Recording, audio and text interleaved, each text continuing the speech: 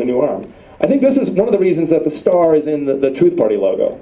The star's got some interesting other symbolic information or symbolic history to it. But I was thinking today that it's kind of great that the star is in the Truth Party logo. And so this book talks about Napster, how you can't really kill file sharing because it's decentralized, it's not hierarchical. And so they killed Napster, but then other technologies rose up. So, but if I had to ask you, what's another good example of a starfish organization? WikiLeaks. Okay, WikiLeaks. Al-Qaeda. They have a leader. What? Al-Qaeda. Al-Qaeda?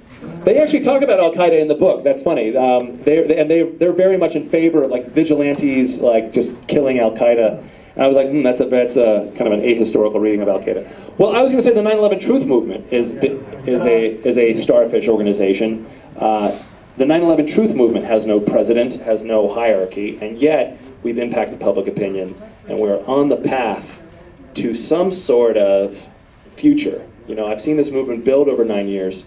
It's more important than ever. We're learning more information. There's newer information coming out every year. And the big 10-year anniversary is only a year away, in which there's going to be a huge propaganda war on us. There's going to be the unveiling of the 9/11 Memorial in downtown New York City.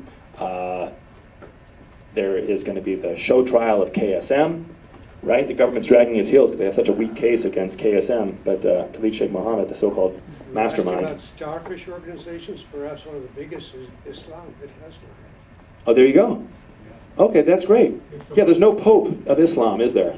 No. That's why the U.S. is trying to, different countries are trying to set up Muslim organizations to act as the de facto head.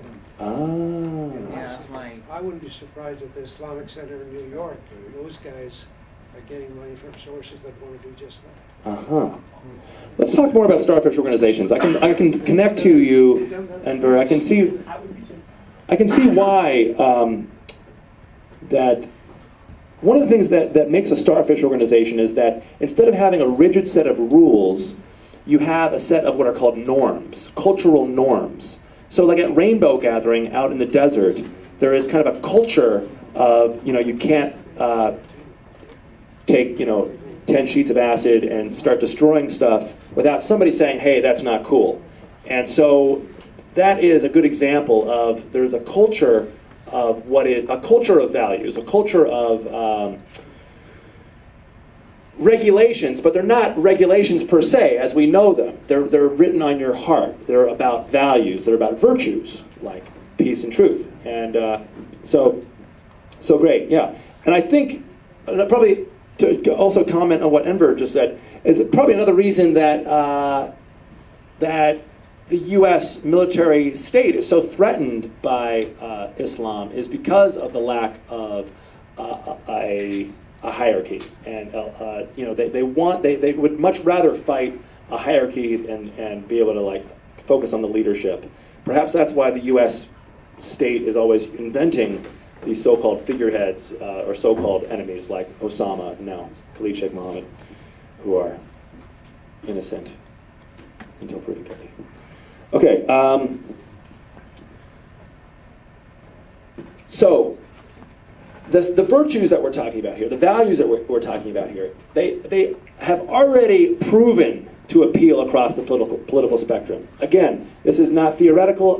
This is about scientific observation of a social movement. I've seen the Truth Movement now, after 9 years of activism. You live by these virtues. So I'm not suggesting that the left is bad or the right is bad. As most of you know, I've had a lifetime of politics on the left, and I'm very interested in left politics. But I'm also interested in a little bit of cross-pollination and finding out how people can connect and people can learn from each other.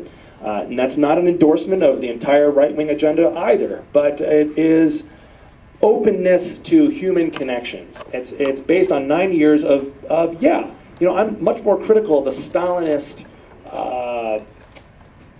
autocracy and the totalitarian power of Stalinism and the deaths under Stalinism than I was 9 years ago. And that's because of being influenced by patriots and libertarians who have no truck at all with the totalitarian strains of Marxism. I don't either. Good. Excellent. Neither do I. That's good. That's good. Now, I mean, there's a lot of Marxists that make that distinction too, and I know that that's a fact. It's Lenin who's... Wait a minute. Well, hold on. That's not a discussion time. One thing that was missing from Dr. Zaremka's talk, though, was a disavowal of the crimes of Marxism. So in the criticism of a possible left-right, I don't know, confluence or...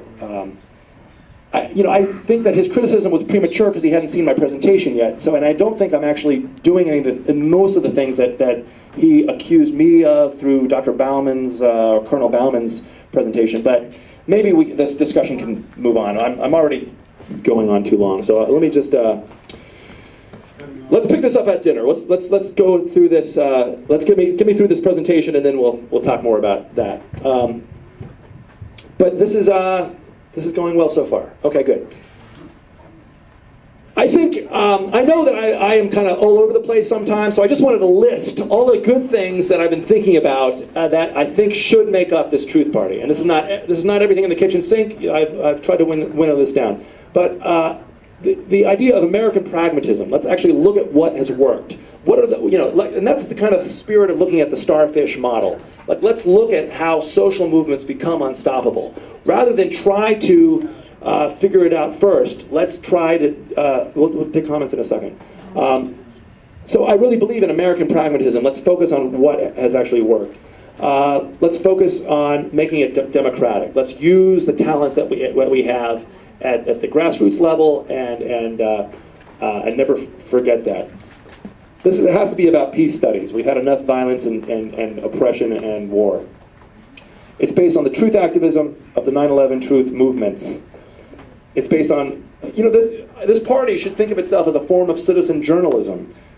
Even at my coffee house company, we were doing citizen journalism with this newspaper, New York Megaphone, and blending this retail company that was doing lots of live events and selling lots of food and coffee, but also doing information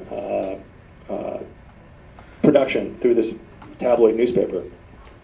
I'm very much interested in interfaith connections, how the God of peace emerges through Islam and Buddhism and Christianity and Judaism, sometimes.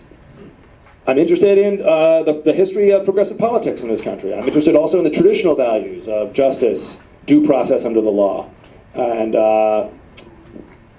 so, I already talked about USA peace leadership and what that means. It's interesting that when you're in the truth movement, you end up being a Fed critic. The more you learn about the Fed, I don't think enough people on the left know about this. It's something that I've been definitely benefited from hanging out with people that are on the right. So I'm a critic of the Fed, but not in the same old way. I'm a critic of the Fed as a progressive.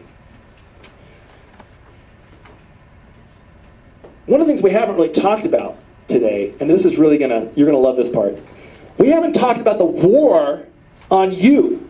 There is a war out there. It is heightened underneath the pseudo-progressive Barack Obama.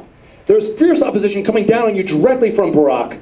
In his speech in June '09 in Cairo, he said, "I am aware that some question or justify the events of 9/11. So he knows about you.